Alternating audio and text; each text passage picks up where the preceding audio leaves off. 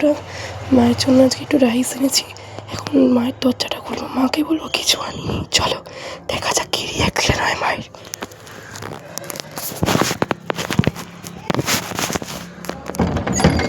মা কই, কি করো? হ্যাঁ কি করো?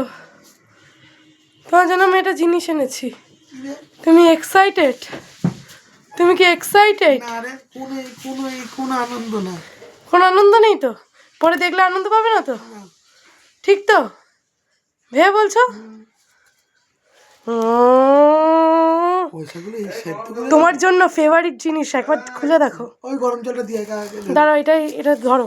কেমন খুশি? কেমন পয়সাগুলো একটু করে নিয়ে কি জিনিস এটা? তোমার ফেভারিট। আমি ইয়েস।